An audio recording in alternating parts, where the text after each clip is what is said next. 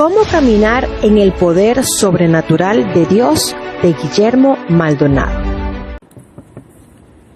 Capítulo 10. Cristo manifestando su poder sobrenatural a través del creyente. El libro de los Hechos marca el final del ministerio de Jesucristo y el comienzo del ministerio de la Iglesia. Los primeros 4 versículos de este compendio sirven de puente hacia una nueva etapa.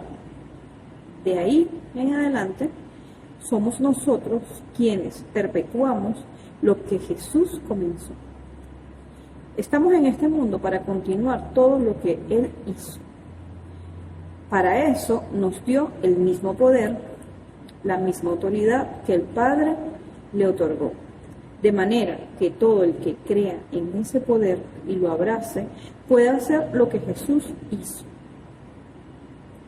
Este es un ministerio para cada creyente que ha recibido a Jesús como Señor y Salvador y obedece su palabra. Hechos registra las obras que realizaron los apóstoles de aquel tiempo, movidos por el Espíritu Santo, pero también queda abierto para que cada creyente continúe escribiendo las victorias propias que Dios le dará cuando actúe en el nombre de Jesús. La palabra hechos significa acciones, hazañas, obras o eventos. Es algo que hemos realizado, como la prédica de la palabra, con demostraciones de poder sobrenatural de Dios para sanar y hacer milagros. Incluye todos sus progresos en el cumplimiento de la gran comisión que Jesús nos dejó. Visto de esta manera, usted también puede escribir un libro de hechos de lo que el Espíritu Santo realiza usando su vida. Los primeros apóstoles estaban en continuo movimiento mientras iban, sanaban a un enfermo, mientras llegaban, expulsaban un demonio y mientras volvían hacia un milagro. Ellos se encargaron de hacer avanzar el ímpetu del reino de Dios. A ese cuerpo se le llamó iglesia. Sin embargo, pese a lo importante que es Jesús, apenas lo mencionó una vez. Sin embargo, citó el reino más de 150 veces. Desde el comienzo de su ministerio hasta su resurrección, siempre le dio prioridad al reino. La iglesia es la manifestación creciente del reino de Dios para servir a Jesús. Pero el reino es más grande que la iglesia. ¿Cuáles son los nombres que la Biblia da a la iglesia? El pueblo de Dios es citado en la Biblia con diferentes nombres. Se llama iglesia, cuerpo, obra, templo, familia, novia y ejército. Hay quienes afirman que la iglesia es un hospital, pero la Biblia nunca lo llama así. Si la iglesia restaura y sana al enfermo, al caído, al triste y al afligido, pero esa no es su única función ni tampoco la principal. ¿Qué es la iglesia? La iglesia es el cuerpo de Cristo. El origen de esta palabra la encontramos en 2 términos hebreos: edad, que se usa para referirse a congregación, y kahal, que significa asamblea. Edad se refiere a un grupo homogéneo. No es una colección de individuos, sino una gran unidad, sin diferencias ante Dios. Por su parte, eclesia, el término griego, significa los llamados a asamblea. Esta palabra reúne los 2 aspectos de una asamblea. Uno, es el hecho que alguien llama a que se junten los individuos. Y 2, que existe un propósito o razón para llamarlos. En síntesis, eclesia es una congregación llamada por alguien con un propósito. Es llamada por Jesús con el propósito de cumplir su voluntad en la tierra. Veámoslo de esta manera. Hemos sido llamados del mundo para conformar el cuerpo de Cristo y obedecer a la cabeza, que es Jesús. Pero la cabeza no puede hacer nada si el cuerpo no se mueve. Si mi cabeza quiere salir por una puerta ahora, ella toma la decisión, pero el cuerpo tiene que moverse. Si quiero recoger algo del suelo, la cabeza toma la decisión, pero la mano tiene que estirarse. Asimismo es con Jesús. Como cabeza, Él tiene planes, deseos, propósitos, misión, mandato, pero no los puede llevar a cabo a menos que el cuerpo colabore. Aunque quiera dejar al cuerpo a un lado y que la cabeza lo haga todo, no va a suceder, porque la función de la cabeza es ordenar y la del cuerpo ejecutar o llevar a cabo. Cuando Dios nos pide que hagamos algo, es porque Él no lo va a hacer por nosotros. Por ejemplo, Dios nos mandó a proclamar el Evangelio a todo el mundo, empezando por nuestro vecindario, en las casas, en los templos, en las ciudades, a las naciones, y también nos mandó a ser discípulos. Nos mandó a sanar a los enfermos, a predicar el Evangelio del Reino, y prometió que las señales nos seguirán. Vea Marcos 16:20. En Mateo 16:18 dice: y yo también te digo que tú eres Pedro, y sobre esta roca edificaré mi iglesia, y las puertas del Hades no prevalecerán contra ella. Jesús no le delegó la edificación de su iglesia a nadie, sino que lo hizo Él mismo, y la fundamentó en la revelación o conocimiento revelado de que Él es el Mesías, el Rey y Señor.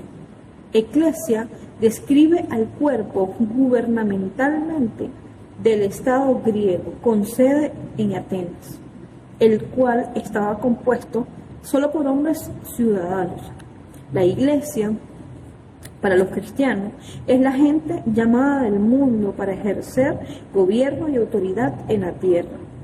Hoy no hay suficientes indicaciones de que somos el cuerpo gubernamental de Dios en la tierra, ya que no ejercemos a cabalidad nuestra responsabilidad de administrar el gobierno de Dios. Este es un concepto extraño para el pueblo de Dios.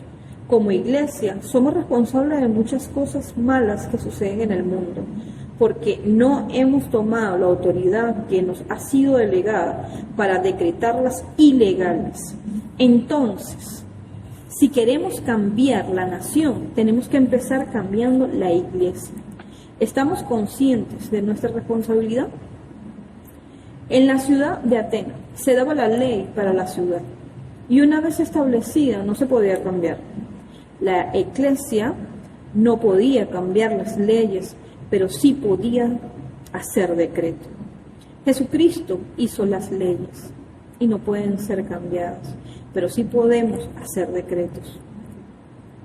Mateo 16:19 dice: y a ti te daré las llaves del reino de los cielos, y todo lo que atares, declares impropio o ilegal en la tierra, será atado en los cielos, y todo lo que desatares, declares legal en la tierra, será desatado en los cielos. Tenemos que hablar nuevos decretos para hacer cumplir las leyes del reino en la tierra. Jesús lleva a cabo sus propósitos eternos a través de la iglesia, sin importar cuánto nos tardemos. De hecho, nos ha tomado 20 siglos llevar el Evangelio a las naciones, y aún nos falta para que llegue hasta lo último de la tierra. Tenemos que inundar las naciones con milagros, maravillas y prodigios. Jesús no va a hacer el trabajo que nos corresponde completar.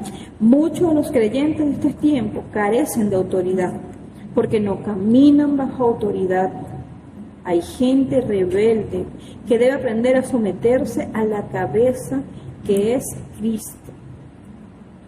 Todo aquello que no está bajo la cabeza no es cuerpo o iglesia. ¿Cuáles son los propósitos de la Iglesia de Jesucristo? Número 1. La proclamación del Evangelio del Reino en todo el mundo. Mateo 24:14 dice: y será predicado este Evangelio del Reino en todo el mundo, para testimonio a todas las naciones, y entonces vendrá el fin. Los creyentes somos sal de la tierra, luz del mundo. Vea Mateo 5, del 3 al 14. reyes y sacerdotes, embajadores, pescadores de hombres, atalayas, testigos, representantes de Cristo, pacificadores y pequeños Cristo. Tenemos una misión y un mandato: predicar el Evangelio a toda criatura con milagros, señales, maravillas y demostraciones del poder de Dios, que confirmen que somos la extensión de Jesucristo en la tierra. Dios está levantando personas para cumplir este mandato. Número 2. Hacer discípulos a todas las naciones. Mateo 28:19 dice: por tanto, id y hacer discípulos a todas las naciones. En nuestra iglesia tenemos miles de discípulos dentro de los Estados Unidos y en otros 25 países más. Cada uno de ellos está siendo entrenado, enseñado y equipado para sanar a los enfermos, predicar el Evangelio del Reino, llevar los milagros, señales y maravillas a diferentes vecindarios, territorios y ciudades del mundo. Número 3. Manifestar la vida del reino. 2 Corintios 4:11. Para que también la vida de Jesús se manifieste en nuestra carne mortal. Esta es la vida de resurrección que Jesús ha puesto a disponibilidad del creyente por la fe. La vida de Jesús se manifiesta en nuestro cuerpo mortal. Es lo que yo llamo salud y sanidad divina. Si la tenemos, también nosotros podemos ministrar esa vida de resurrección para sanar y liberar a otros. Muchos no son capaces de manifestar la vida eterna o la vida de resurrección de Jesús, porque no han muerto su propia vida. Para manifestar esa vida hay una condición, y es morir a la vida del ego o vida almática. Juan 12:24. Si el grano de trigo no cae en la tierra y muere, queda solo, pero si muere, lleva mucho fruto. Jesús está a punto de ir a la cruz y les da a los discípulos un principio del reino que los llevará a tener éxito y manifestar la vida de Dios. Ese principio es: si usted toma una semilla y la siembra, morirá, pero al morir reproducirá 100 veces más su esencia. La planta que nacerá será igual a la semilla de la que procede, porque lleva su ADN. Hasta aquel momento, Jesús no había podido reproducir su vida en los discípulos. Por eso va a la cruz, no solo a morir por sus pecados y redimir al mundo. El sacrificio de Jesús también sirvió para poner a disposición un esperma, una semilla, que cuando fuera plantada en el vientre espiritual del creyente, produjera exactamente su patrón genético. Debido a esta semilla es que podemos llegar a la medida de su estatura. El patrón de Dios es sembrar una semilla en su espíritu para que crezca y llegue a ser como Jesús, que es lo que llamamos el nuevo nacimiento. Jesús dijo que moriría para depositar esa semilla. Del mismo modo, nosotros tenemos que morir como semilla para dar fruto. Para que la vida de resurrección de Jesús pueda manifestarse poderosamente y tocar a miles de personas que están sufriendo y en necesidad, si usted quiere ministrar esa vida a otros, debe morir a su ego primero. Esa muerte abre la puerta para que Jesús se manifieste. Los creyentes que manifiestan la vida del reino son los que han experimentado la muerte de su ego. Número 4. Manifestar la autoridad y el poder del reino. He aquí os doy potestad de hollar serpiente y escorpiones, y sobre toda fuerza del enemigo, y nada os dañará.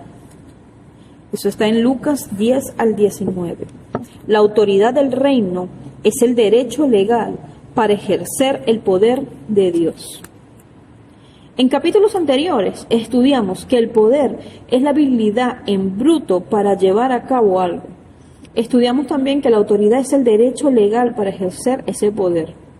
Para ilustrar esto, imaginemos a un policía de tránsito que le ordena a un conductor que se detenga.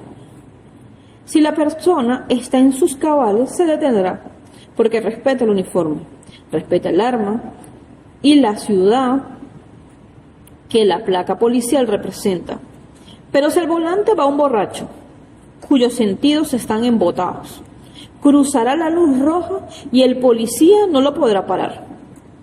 En este caso, el policía tiene la autoridad, pero no tiene el poder físico para detenerlo. Pero, ¿qué tal si ese mismo oficial llama por radio y le envían como refuerzo 2 tanques de guerra que se atraviesan en el camino? El borracho ni siquiera intentará sobrepasar los tanques, así que no tendrá salida. Ahora el policía tiene la autoridad y también el poder para detener a ese hombre. En el ámbito espiritual, nuestra condición es muy semejante. Dios nos dio su poder cuando nos llenó con su Espíritu Santo, al reconocerlo como el Señor de nuestra vida, y nos dio toda su autoridad al resucitar, luego de pagar en la cruz por nuestras transgresiones.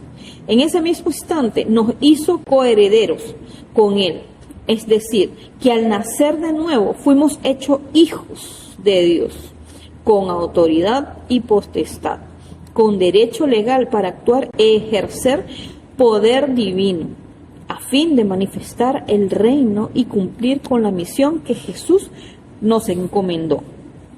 Expandir el reino de Dios en la tierra. El reino de Dios lo podemos expandir de 3 maneras. Desde el principio, Dios creó al hombre para gobernar y ejercer dominio sobre la tierra.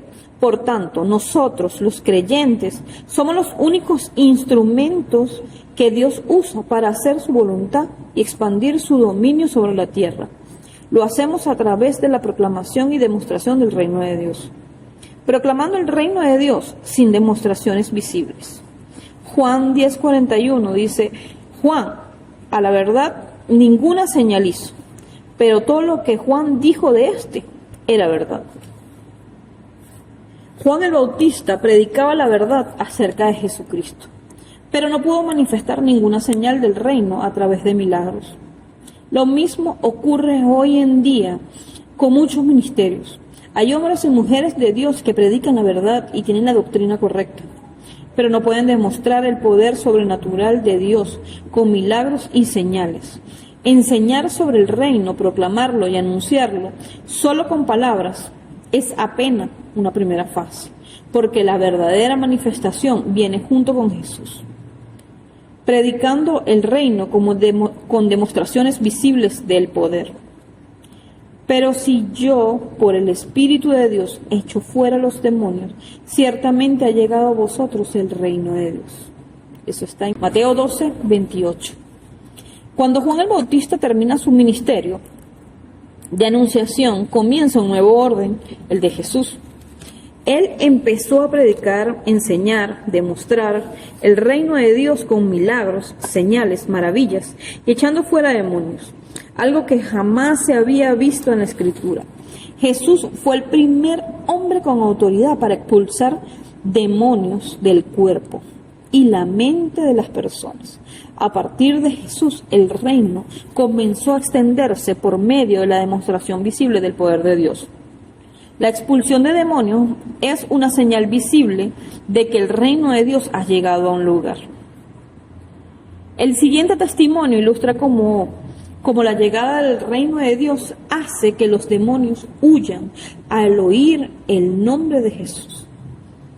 A nuestra iglesia llegó una joven que había sido diagnosticada con esquizofrenia bipolar y ADHD, un trastorno de la conducta relacionado con la dificultad para concentrarse y la hiperactividad. La esquizofrenia es un desorden mental que dificulta la capacidad para distinguir entre realidades y fantasía. Esto le impedía razonar y tener un comportamiento normal. Sufría de alucinaciones, conductas catatónicas, pensamientos irreales. Escuchaba voces, vivía enojada, ansiosa y paranoica. Los doctores le dijeron que nunca iba a tener una vida normal, que no podría tener hijos, ni conducir, ni dejar las pastillas. Todo comenzó cuando apenas tenía 8 años. Entonces la muchacha oyó por primera vez una voz que se reía y se encerró en su cuarto por una semana, sin poder dormir. A los 12 años la internaron en un psiquiátrico, donde la mantenían sedada hasta por 20 horas. Llegó a tomar 15 pastillas por día y trató de suicidarse varias veces. Veía demonios que la atormentaban, diciéndole que iban a matar a su familia. Cuando salía del hospital se escapaba al parque a drogarse y pasaba allí las noches. Odiaba al mundo y estaba enojada con todos a su alrededor. Un día, un muchacho en la escuela le invitó a la iglesia y recibió al Señor. El domingo siguiente, estando en el servicio, el Espíritu Santo me guió hasta su asiento y oré por ella, expulsando todos los espíritus que la atormentaban. Ese día fue totalmente libre. Volvió a su casa y botó las pastillas. Su madre se enojó e insultó a la gente de la iglesia, pero la muchacha le repetía que estaba curada. Cuando la llevó al médico, le dieron de alta porque estaba totalmente curada. Así, la mamá y toda la familia vinieron a los pies de Jesús y ahora todos sirven a Jesús. Avanzando el reino de Dios por la fuerza. En Mateo 11:12 dice: desde los días de Juan el Bautista hasta ahora, el reino de los cielos sufre violencia y los violentos lo arrebatan. La traducción literal dice: desde los días de Juan el Bautista hasta ahora. El reino de Dios ha sido administrado por la fuerza y solo aquellos en poder lo controlan. Esta es la faceta violenta de la guerra, el conflicto entre el reino de Dios y el reino de las tinieblas. Se convierte en un choque violento de poderes. Esta es la fase donde no solamente predicamos y enseñamos, sino que establecemos y extendemos el gobierno divino sobre nuestros territorios. Con cada paso desplazamos, expulsamos y desterramos al enemigo de su territorio. Entonces viene la violencia. Es el choque de los dos reinos.